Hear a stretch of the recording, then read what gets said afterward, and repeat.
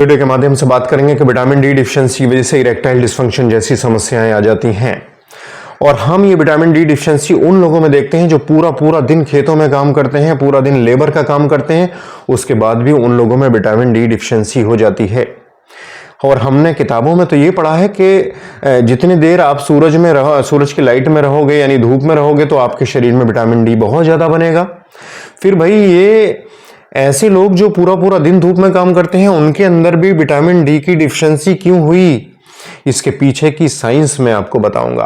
और मैंने ये देखा जो लोग विटामिन डी की डिफिशियंसी से पीड़ित थे उन लोगों में इरेक्टाइल डिस्फंक्शन की समस्या बहुत ज्यादा देखी थी मैंने, मतलब उन लोगों में हमने इरेक्टाइल डिस्फंक्शन बहुत ज्यादा पाया। तो विटामिन डी डिफिशियंसी धूप में रहने के बाद भी हो जाता है। इसके पीछे की जब हमने स्टडी की, इसके पीछे की साइंटिफिक वजह जानने की कोशिश की तो हमें ये पता लगा कि जो त्वचा हमारी विटामिन डी को बनाती है वो रॉ मटेरियल होता है। यानी हमारी त्वचा जो विटामिन डी को बना रही है सूरज की प्रेजेंस में यानी सूरज की लाइट की उपस्थिति में वो विटामिन डी एक्टिव नहीं होता है, डीएक्टिवेट होता है। और इसको एक्टिवेट करने के लिए एक लीवर में एंजाइम्स हमारा बनता है, वो एंजाइम्स इस विटामिन डी को एक्टिवेट करता है और एक्टिवेशन के बाद ही ये विटामिन डी फंक्शनल यूनिट के रूप में हमारे शरीर में काम करता है। अगर ये एक्टिवेट नहीं है तो ये फंक्शनल यूनिट के रूप में हमारे शरीर में काम नहीं करेगा। इसके पीछे की जब हमने और वजह जानने की कोशिश की तो ये पता लगा कि लीवर एक ऐसा एंजाइम्स अपने अंदर से रिलीज करता है जो ये रॉ विटामिन डी को एक्टिवेट विटामिन डी में बदलता है। और ये एंजाइम्स अगर किन्हीं वजहों से कम बने, कम सेक्रेट हो तो समझ लीजिए कि आपके अंदर विटामिन डी डिफिशियंसी हो जाती है। तो आप ये समझ जाइए कि आप भले ही पूरा पूरा दिन धूप में काम करते हो लेकिन अगर आपके लीवर के अंदर वो एंजाइम्स जो इस रॉ विटामिन डी को एक्टिवेट करने के लिए यूज होता है अगर कम है या नहीं बन रहा है तो आपके शरीर में विटामिन डी की डिफिशियंसी होनी तय है। अब वो कौन सी ऐसी बीमारियां हैं जो विटामिन डी को एक्टिवेट करने वाला एंजाइम्स सेक्रेट करने में बाधा उत्पन्न करती हैं। तो अगर आपको जॉन्डिस होता है बार बार तो ये एंजाइम्स आपके कम सेक्रेट होगा।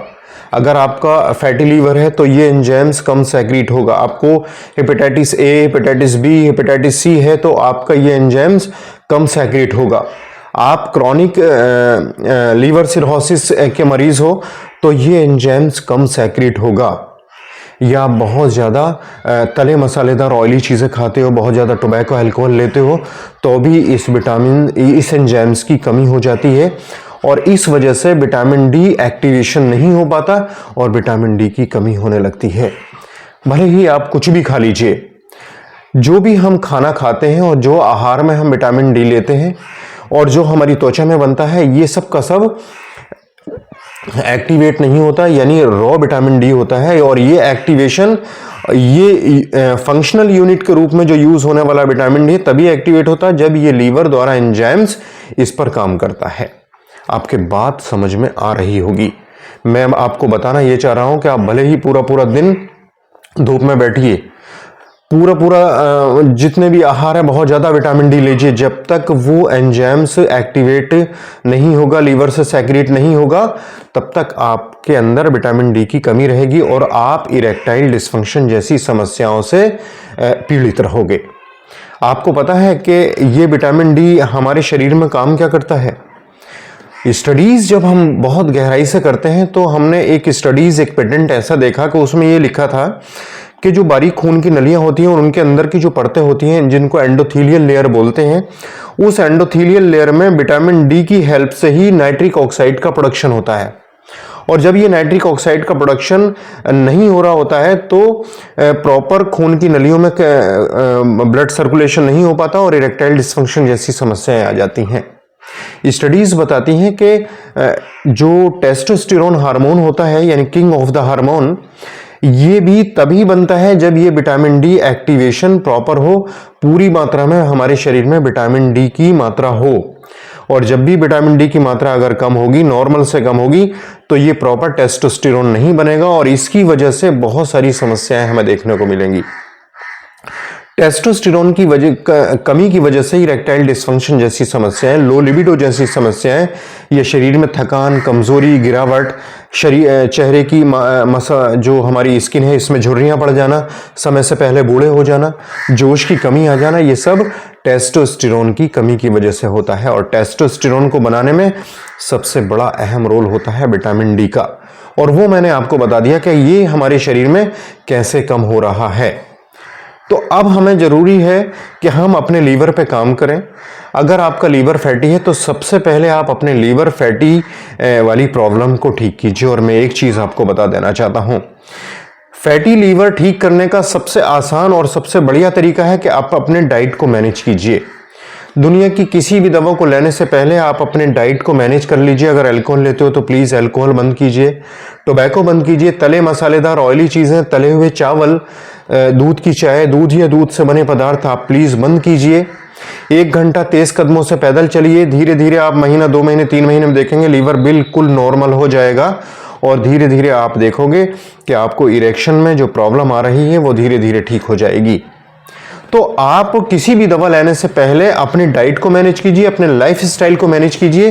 धीरे धीरे आपका लीवर बढ़िया काम करने लगेगा और लीवर की किसी भी सूजन को, चाहे वो हेपेटाइटिस बी हो, हेपेटाइटिस सी हो या हेपेटाइटिस ए हो, आप अपनी डाइट को मैनेज कीजिए। ऐसे खाद्य पदार्थों को मत लीजिए जो हमारे लीवर में सूजन पैदा करें।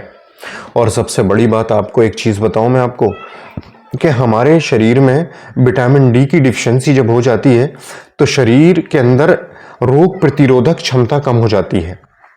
यानी विटामिन डी जो है वो एंटी इंफ्लेमेटरी प्रॉपर्टीज के रूप में काम करता है, हमें रोगों से लड़ने की क्षमता देता है। तो आपने देखा होगा जो लोग लीवर से पीड़ित रहते हैं वो अक्सर छोटी छोटी चीजों से बीमार होते रहते हैं। तो हमें जरूरी है कि अपने लीवर को मजबूत करें और लीवर मजबूत करने का तरीका एक ही है कि आप अपने खाद्य पदार्थों को मैनेज कीजिए, अपने लाइफ स्टाइल को मैनेज कीजिए। और साथ ही साथ मैं आपको एक चीज और बता देना चाहता हूं, होम्योपैथी में कार्डियोस मैरियानस, चैलिडोनियम, ये 2 दवाएं ऐसी हैं जो आपके लीवर की हेल्थ को बहुत अच्छा कर देती हैं। तो अगर आपका लीवर फैटी है तो कार्डियोस मैरियानस मदर टिंचर और चैलिडोनियम क्यू मदर टिंचर की फॉर्म में आप ले लीजिए और 10-10 बूंदे आधे कप पानी में डाल के नियमित रूप से दिन में 3 बार लीजिए। फैटी लीवर नॉर्मल हो जाता है और जो समस्याएं आपको आ रही हैं वो धीरे धीरे ठीक हो जाती हैं। उम्मीद है ये जानकारी आपको पसंद आई होगी। जानकारी पसंद आई हो तो प्लीज लाइक, शेयर, सब्सक्राइब करके हमें मोटिवेट कीजिएगा। मैं आपका health preserver doctor Asif Ali. Next video में फिर मुलाकात होगी। Thank you.